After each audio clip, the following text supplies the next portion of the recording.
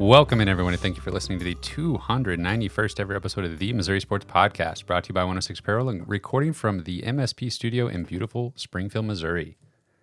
I'm one of your hosts, Cameron Albert, alongside my good friend and fellow Mizzou fan, Kyle DeVries. How you doing today, Kyle? I'm doing great today, Cameron. I got a new job recently. Oh, really? Yeah.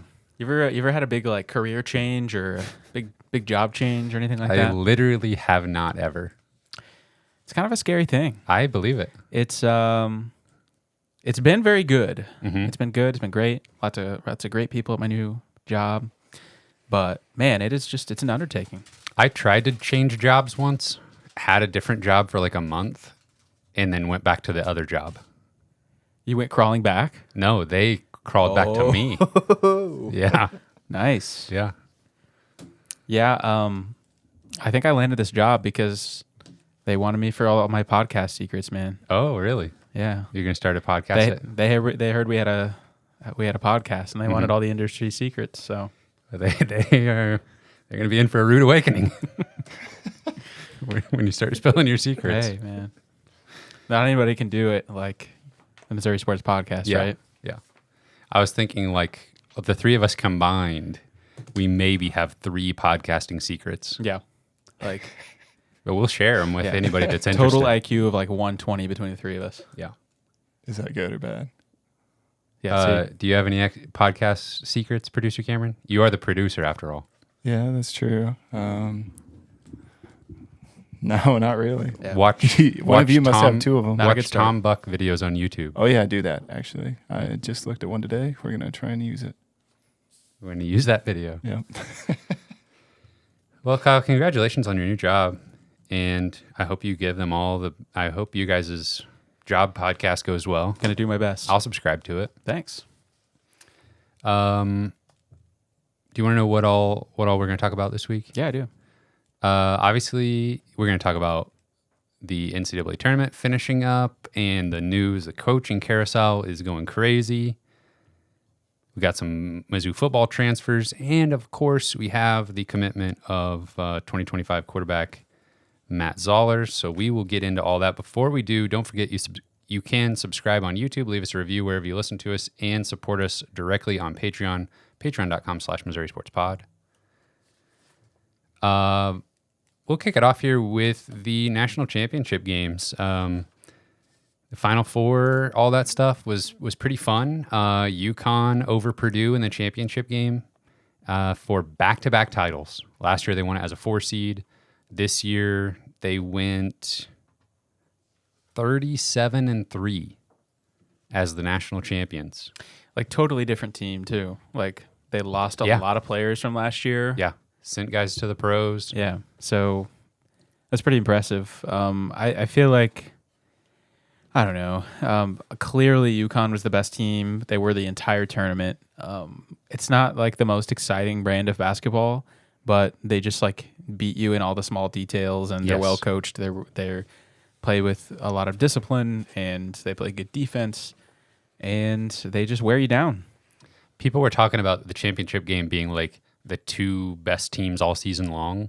I feel like people are forgetting about Houston, who I think was considered the best team in the country for a while. Yeah, people forget about NC State. That's true. Yeah, they were the best team in the country every time they beat Duke this year. Yeah. So people sleeping on Houston a little bit, but I do agree that UConn and Purdue were right there at the top of college basketball pretty much all year long.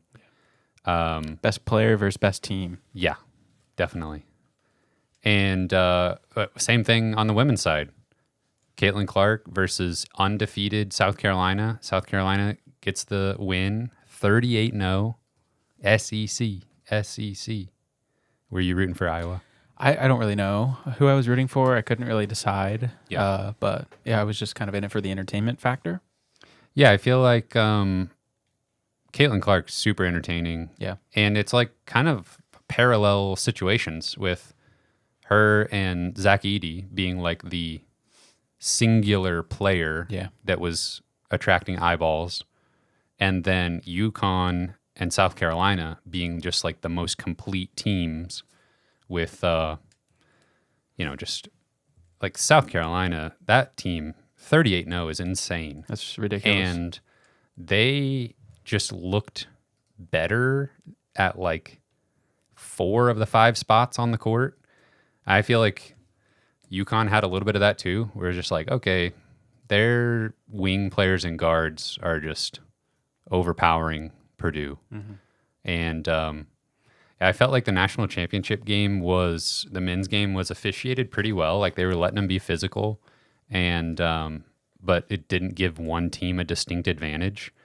And both teams were solid, but in the aftermath, I've been seeing a lot of clips of UConn's offense, and it's just very advanced for a college team. Like the sets they're running and stuff with like 2 post players screening for each other, but then one slips the screen and is wide open for a layup, entry pass from the wing, and just really impressive stuff that it's hard for me to recognize it when I'm watching it live, but then seeing it, the breakdowns afterwards, it's really fun to watch. Yeah, it was amazing, like how few 3-pointers there were shot in that game. It felt like very few 3-pointers shot in the entire game, really, from both teams. And not of those, not many went in. Yeah, for sure. A lot of paint touches for both teams. Purdue was 1 of 7 from 3. That's wild. Some old school game right there. Zach Edey attempted 25 shots and another 10 free throws. He had 37 points, but Dan Hurley said after the game, like that was their entire game plan was don't like let him do what he wants to do. Yeah. If he shoots, he literally said like if he shoots the ball 25 times, that's fine as long as the other guys don't beat us shooting over the top. Yep. I'd say they did that to a T. What's your take on the Final Four being played in a football stadium? It looks really impressive. Yeah. Like when they do kind of the full court view, like you see the whole crowd. Man, they just pack in so many people, like in the lower bowl area. It looks really cool. On TV, it looks a little bit strange. Like you can tell, like the depth perception is different. Yeah. And I feel like I've heard in the past that that legitimately can affect shooters and how they're seeing the rim. Maybe that was a factor with both of the teams combining for like 12 threes in the entire championship game. Probably not. Yeah, UConn was 6 of 22. Oh, so wow. Only Okay. 7 made threes in the game. They attempted way more than I thought. But yeah, I don't know. I guess I don't really have any strong takes, but it is kind of interesting that you play the whole year in a basketball arena because it's made for basketball. Yeah. And then you just switch to a much different environment at the very end. Yeah, I wish, I don't know. I feel like the football stadium thing, I'm not a big fan of it for like the basketball reasons that people talk about with sightlines and stuff. But also, I don't know, like if Mizzou was in the Final Four, I'd want there to be the opportunity to go see them, and a football stadium with more seats, maybe you get cheaper tickets out of that, but something tells me probably not. I don't know. I feel like having to watch a basketball game with binoculars is like not ideal. Yeah, I've seen some of those like like that was a foul ref like tweets, and it's like someone that's taking a picture of like a half a mile away from the court. Exactly. Yeah, that seems. I'm almost surprised that you can sit that far away from the court. Yeah, but I do feel like from the TV perspective, the game being played, it like looks the like a stage big was game. set Yeah. so well. Yeah. And I thought it was interesting how much, like before, first of all, Dan Hurley, kind of a psycho on the sidelines. And we've seen that from coaches over the years. But in that moment, he was like at another level of insane person. Yeah. He like walked out onto the court and touched a player at one point. Like, gave his player a boost into the play. But anyway, I thought just the way the stage was set definitely put the coaches as part of the TV viewing experience. Like they had their little stool over there, and it was designed to make them a part of the show, basically, is the way it seemed to me. And he definitely took advantage. Back-to-back championships for UConn, though, is kind of crazy, especially last year. They did it as the 4 seed, so they weren't favored necessarily. And I was just thinking back on like UConn teams from the time that I've been paying attention to college basketball.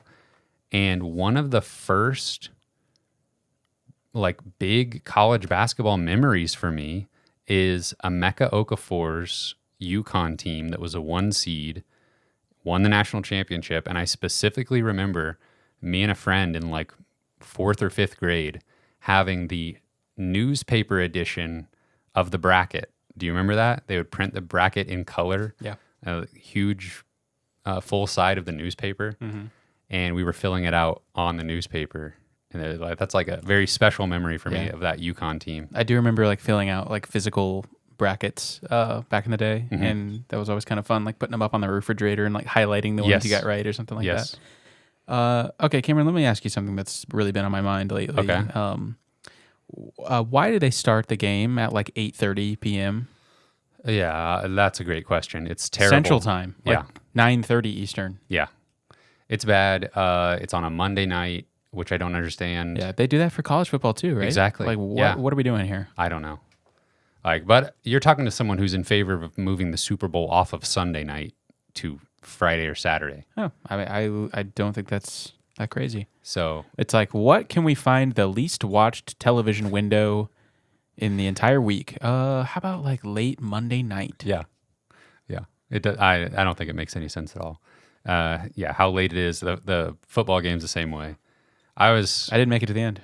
I was barely hanging on, and the fact that it was like not that close at the very end, I was like okay with just checking out. Exactly. But I kind of wanted to see like the fanfare of the moment when they win it, and you know the 10 minutes or so after that is like a special part of the NCAA tournament in my mind. One shining moment. Exactly. They're making you watch that at like 11:15 p.m. on a school night. What else? It got me thinking about UConn as like one of the obviously premier college basketball programs. And the fact that they've done it in my time of watching college basketball with 3 different head coaches now. Jim Calhoun was the coach, the Emeka Okafor team. I think he won 3 national championships all the way up to the Kemba Walker team was still Jim Calhoun. And then Kevin Ollie takes over, and he wins a national championship in year 2 with Shabazz Napier. And now we have, 10 years later, Dan Hurley going back-to-back with 2 pretty different rosters of NBA players, basically. They're 6-0 in national championship games. That's insane. Yeah. So I feel like they're at the top of my, currently in my lifetime, and then currently for this moment, obviously, they're at the top of the college basketball world. Yeah. As far as like blue blood programs. And I was thinking about how they stack up, at least the teams that we've watched over the years. I feel like you have UConn, Duke, North Carolina, and Kentucky, but Kentucky with just the 1 national championship in like 2012. Like 6 first-round exits. Right. In a row. Duke with Coach K, multiple championships going back in that I can remember to like JJ Redick was like early memories. And then the most recent one, like Jahlil Okafor team. North Carolina, Tyler Hansborough. Florida, yeah. I wouldn't put... They had 2 back-to-back in like 06, 07. Yes, back-to-back championships. That's kind of it, but the back-to-back just stands out for me. For sure. But Billy Donovan. Wow. We're going to segue into some stuff here real quick. Florida doesn't have it like... They're not coming back more recently with it, but yeah, that is pretty crazy. Talking about Kentucky and their 1 championship, John Calipari is not going to be the head coach at Kentucky, and of all places, he's going to be the head coach at Arkansas. And when I first saw rumblings of this, I thought surely this was a joke. And then when I realized this is serious, it just felt like, oh wow, this is just probably going to happen. Yep. Because this wouldn't be coming out if this wasn't serious. Like neither side was doing anything to like squash the rumors. Yeah. it was just like, okay, I actually think this is happening. And then once that we were at that stage, it was pretty quick. I mean, this has got to be one of the strangest sports related like news stories, like personnel stuff I've heard in a really long time. Like, yeah, that doesn't have like a just like purely negative shock value connotation to it. So jarring to think of him really not coaching Kentucky, but being at Arkansas, man, that is such a strange fit. Well, Musselman goes to USC, getting back to the West Coast where he belongs. Yeah, which, I mean, there's been rumors for months that Musselman was looking to get out. Yeah. And I think he has coached on the West Coast a lot. Mm-hmm. He just probably wanted to get back there. Yeah. That makes sense for him. So I saw from a Arkansas Rivals reporter that, and the news started coming out about Arkansas players entering the transfer portal and asking out of their letters of intent, which automatically happens if you have a coaching change, basically. The Rivals reporter said there's 0 players on the roster because they're in the transfer portal or graduated, and there's 0 players committed currently at Arkansas. They have 0 basketball players right now. Like the sound of that? I met with the team. There is no team. Yeah. Shut it down. Right. But that means John Calipari is going to have every opportunity to rebuild that thing. Well, they've got the Tyson Chicken Empire. That's true. Backing him, so he's got all the money in the world to for his salary and also for NIL. And so it sounds like that money's going to be ready to go. He's now Tyson Foods head basketball coach John Calipari. It's official title. Yeah. Yeah. Gonna have to boycott that. He's those friends with them or something. I don't know. Yeah. I saw something about they're a huge Arkansas donor, and he's like personal friends with Mr. Tyson Chicken. So it was a match made in heaven. I guess. Wouldn't you want to be seen with a high roller like Mr. Chicken Man? Absolutely. He's probably got private jets. You want him in your circle. Yeah. We go tour the factories. See how the sausage made. Yeah, chicken sausage. How quick will Kentucky make a move for their next head coach? I feel like they're not going to be wanting to wait around. I don't know. But I saw like hypotheses coming out like before the move was even official. Like, okay, now who's gonna coach this thing?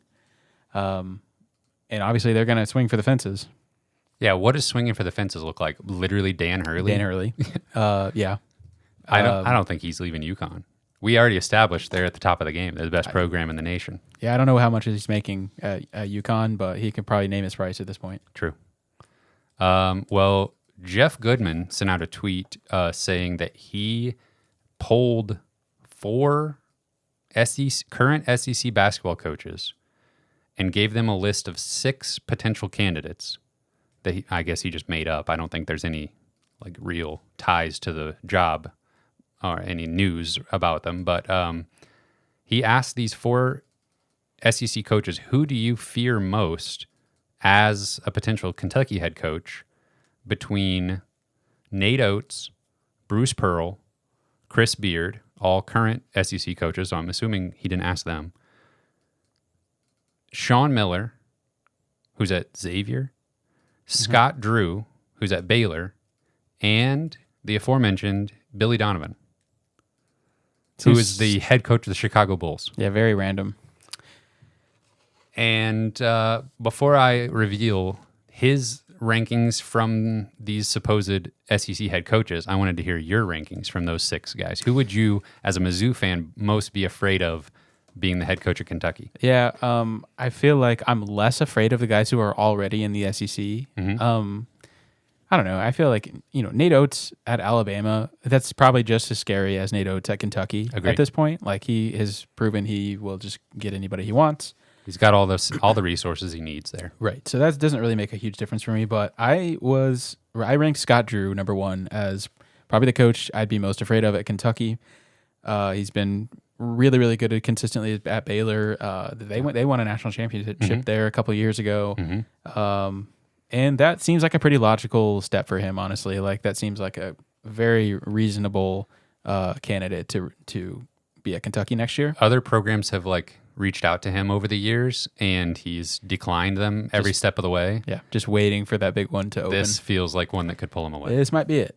Okay, so I cheated a little bit, and well, I wrote in 2 names. One of those was Dan Hurley. If Dan Hurley was a candidate, I think he would actually be number 1 on this list for me. I'd be scariest. I'd be scary. Yeah. He would be the scariest. Mm-hmm.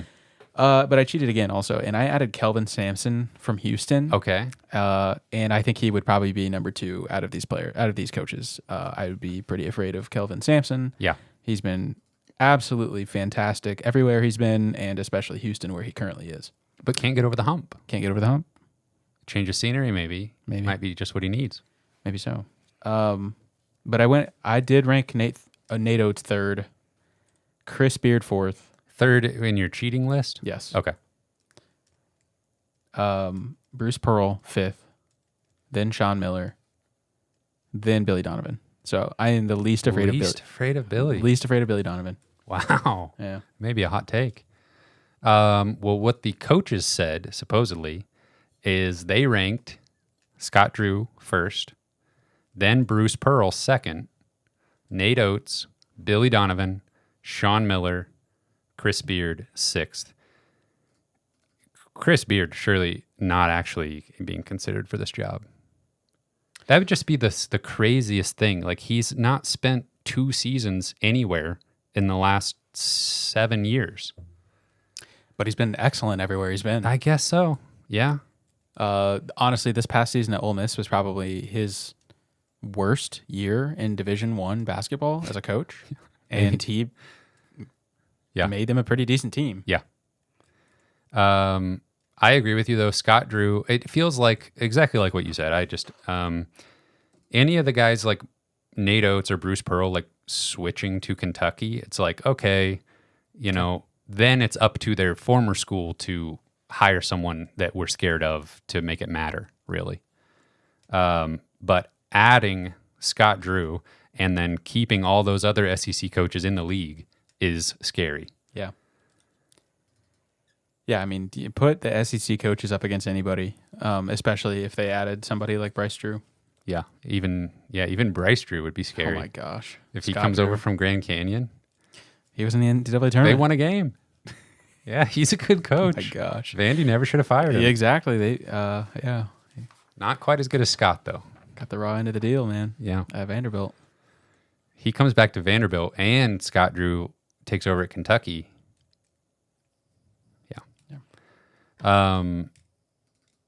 Surprised we haven't heard Dennis Gates' name with the Kentucky job. Are you? No. Well, I mean, this time last season, legitimately Kentucky fans were looking at Dennis Gates. Yes. Because Calipari was not popular this time last year either. Right. Because of he's just tournament failures. They have not done well in the tournament. Yeah. And I do kind of feel like he's lost his step a little bit as far as like team building and stuff. Like I don't know. I'm not as afraid of Calipari as I would have been 5 years ago, or 10 years ago even. But I don't know. We'll see. I think that Arkansas was kind of already doing the thing where you just go get NBA players and see if you can make a run with them, and then they're gone. Mm-hmm. They were already basically doing that with Musselman plus transfer portal stuff. So I feel like I don't think things are going to look that different for them. That's what I'm thinking. Yes, I agree with that. Which, I mean, they've been to 2 Elite Eights under Musselman. Yeah. So actually, I don't know. I think I think Kentucky fans are kind of nuts for wanting to move on from Calipari, but I sort of get like, he's been there for 14 seasons or whatever, and maybe just they both need a fresh start somewhere else. Yeah. It's going to be interesting to see what the Kentucky recruiting class does. They had a really highly ranked class. A lot of those guys are asking out of their letters of intent. Jaden Quaintance. Including Jaden Quaintance. Mizzou was in on him and was like a finalist. I think, they were the top 2. Yeah, with Kentucky, and he chose Kentucky. Now back on the menu, and maybe Coach Gates has a chance. Maybe he just follows Calipari to Arkansas. Maybe he goes somewhere else entirely. Who knows? Yeah, it'll be very interesting to see who Kentucky ends up with. Scott Drew, I think they've already reached out to him though. That's what made me think they're going to move quick on this. If Scott Drew is interested, then it'll be wrapped up pretty quick, I think. Last little bit of basketball stuff I have. Did you see your guy Robbie Avila is in the transfer portal? Like the entire Indiana State team is? Yeah. Yeah. Their coach took the job at St. Louis. So all these coaches are kind of moving in on our recruiting territory here. Yeah. It's a good fit. I think St. Louis, that's a good hire for them. I think they made him the second highest paid coach in the Atlantic 10. Oh, really? Yeah. Yeah. And he turned down the Louisville job, I read. Wow. Yeah. I didn't know that. That's what I read. All right. Anything else basketball before we move on? Does Louisville just have those like boosters you just don't want to deal with or something? They got something going on there. What's that all about? They Kenny Payne didn't do so well there. no. They were I atrocious. think they're cursed by the ghost of Rick Pitino. Rick Pitino, successful at Kentucky. Maybe they want to bring him back. Maybe. He's just really working his way back up to a potentially a premier job. Well, it depends on if they want to have an honor mantra. That's true. Yeah. And if they do, then that's not going to work. Right. He's low honor individual, you're saying? Yeah. Rick Pitino. I've heard that. I'd say that, yeah. I've heard that about him. Yeah, only honorable people around here, I say. Okay, moving on to football. Biggest news of the week is the quarterback that we landed. One little tidbit before that, it was announced that Ryan Horstkamp, Kyron Montgomery, and Michael Cox are in the portal, departing from Mizzou football. Yeah. I think anytime you follow recruiting as closely as we do, it's tough to see guys transfer.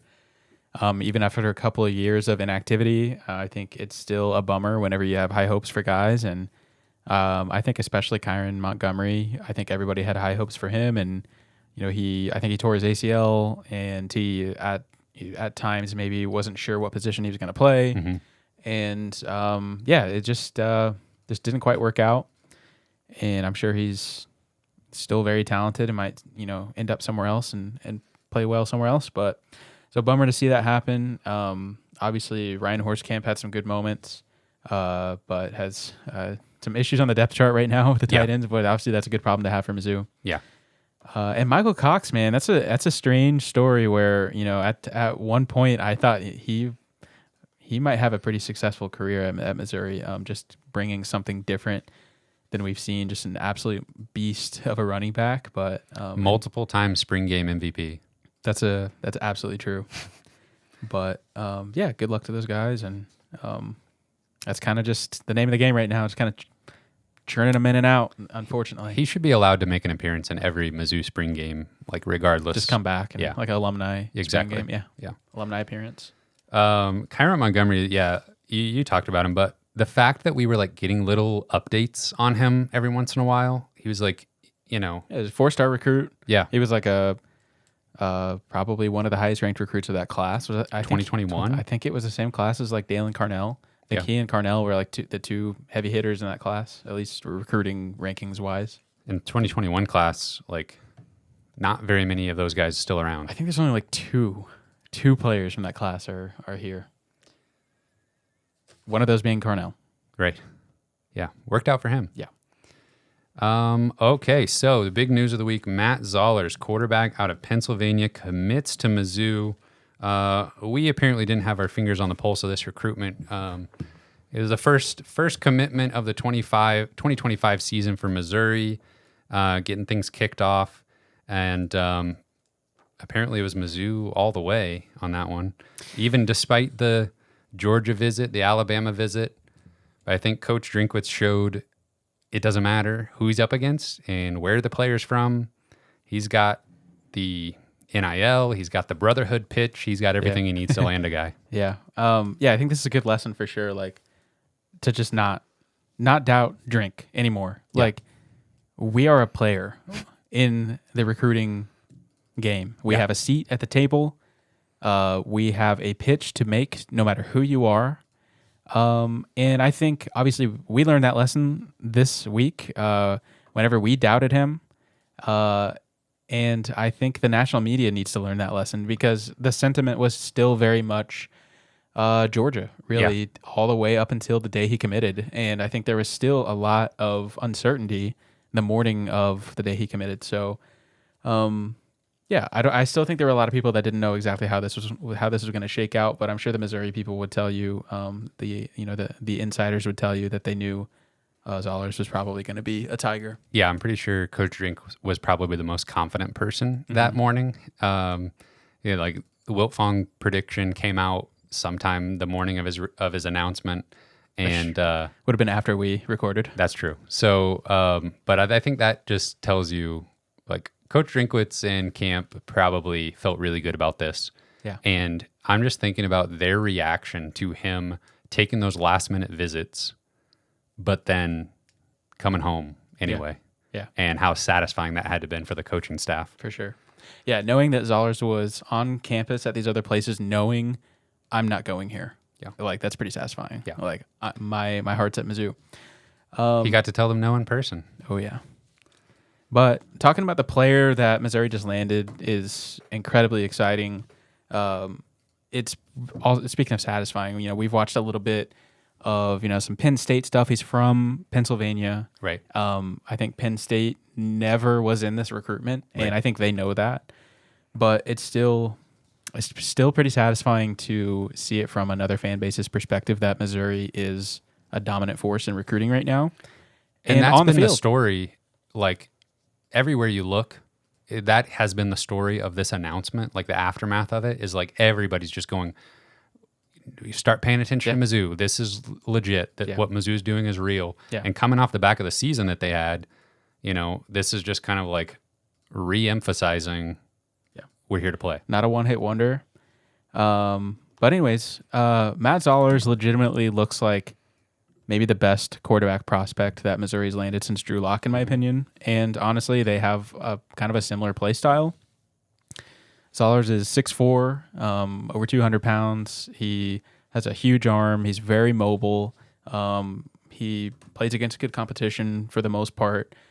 He is legitimately a fantastic, well-rounded quarterback prospect that I think will probably end up being a 5-star by the time it's all said and done, and probably looks like a guy who's on the trajectory to be an NFL prospect. The way, like, with his body type and his arm and the way he kind of manipulates the pocket, he's so good at moving around and kind of waiting for guys to get open. He has, like, this really good chemistry with his wide receivers.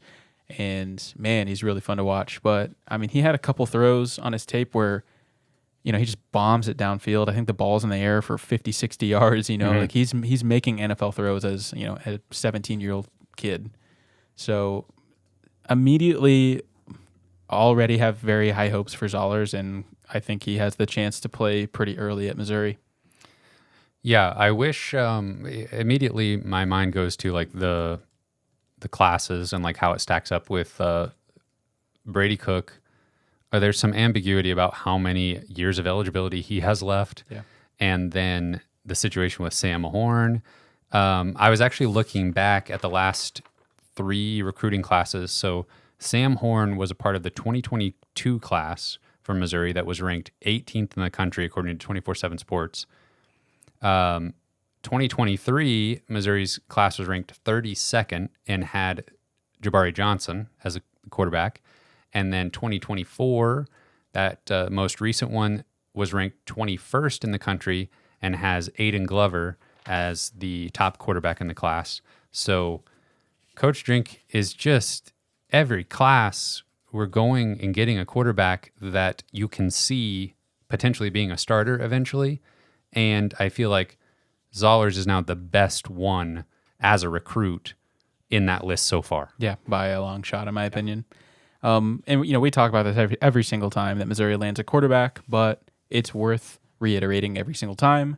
especially when the quarterback is like the first commitment of the entire class, that the quarterback affects everybody, and it affects recruiting more so than any other position. Like just like it really probably does on the field too. It's the most important position in recruiting too.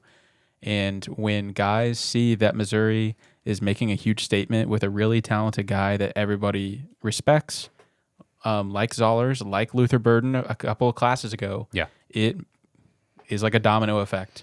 And we're already hearing about some big names that are now taking a serious look at Missouri.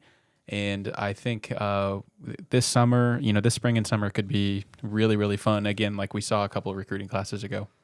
Yeah. So I'm starting to compile my list of names to watch for 2025 across all positions. And we'll talk more about them next week and sort of get into the details more there. But the stuff that I'm seeing, it is absolutely the domino effect. And like a month ago or the last few weeks, there's been some chirping on Twitter, like other fan bases pointing at 0 commitments for Mizzou. It's still so early in the spring, but this is the first commitment of the 2025 class, and it makes a little bit more sense now why there haven't been any commitments up to this point, because of Missouri had to feel good about this. Yeah, when you're trying to reel in the bigger fish, it takes a little bit longer. Yeah, and it's sort of, there's a bit of a plan that they're trying to unfurl here. Yeah. And step 1 is complete now. Yeah. So I don't know. Yeah, I wasn't like super locked into 2025 recruiting yet. And this is... You will be now. Oh, man, I'm excited. Yeah. Because it feels like the trajectory from here on out is like, I'm looking back at 18th class ranking, number 18 in the country in 2022, 21st last year. I'm wondering, can we top that? Can we get close to top 15? And there's some names out there that we'll talk about next week that could go a long ways making that happen. For sure. Yeah, this is extremely early. We've got 1 recruit that is committed, but absolutely kind of has that. I got that feeling in my gut, like we might be looking at a pretty special class. Yeah. Mizzou football in a good place right now. The best place. Yeah. It's kind of insane how much positivity is around the football team right now, considering like the athletic department as a whole is experiencing some turbulence. Borderline in shambles. Yes. And it kind of just, we are allowed to just kind of overlook it and not really think about it too much because Coach Drink has everything locked down. Baseball team's doing good, though. I saw. I'm not going to pretend to know anything about it. They swept Florida. They stayed. That's true. I do know that. Yeah. So riding high off of that commitment, and Drink did it again. No more doubting him. Do you feel bad for like the state school at Pennsylvania or like some of these other states that don't have an SEC team that just, it feels like we've been in this place as Mizzou fans. We see Notre Dame coming in, Oklahoma coming in, Tennessee coming in, and just trying to, pull kids out of St. Louis and Kansas City. And I don't know, it feels nice, Mizzou being in the position to go to some random state and get their best player. That's weirdly been like, you mentioned it a couple of weeks ago. This is something that Drinkwitz specifically has been so good at, where he will, like, we don't have recruiting footprints anymore. Yeah. That doesn't exist. Like, he'll just go grab a random 5-star quarterback from Pennsylvania, or whatever. Like, I don't know. It's like there's no, like, we get 75% of our class from Texas or this state or this pipeline. It's everybody's fair game. We're going to look under every single rock, and we're going to find who wants to be here. Yeah, I was about to say, like, it seems like maybe it doesn't really extend to the West Coast, but Jabari Johnson from the state of Washington was exactly that. Right. Completely random from Washington. Yeah. And obviously he transferred, but it's just, he signed. Mm-hmm. All right, so excitement all around for that. college basketball season officially over. That's a little bit sad, but holy cow, am I ready to turn the page for Mizzou basketball. Yeah. And the Missouri basketball put out like a video of like, did you see that? I saw them put out a senior video for Caleb Grill. Oh, really? Senior spotlight video, Oh, like okay. 4 days ago. I didn't know what that was about. The replies were all like, what does this this is a mean? little late. Yeah. And it wasn't like an I'm coming back announcement. Sorry, but what were you saying? Just that they were turning the page, just saying like Gotcha. the new season starts today, yes, basically. yes, Like, I saw that. Okay, I'm on board with that. Yes, Yeah. definitely.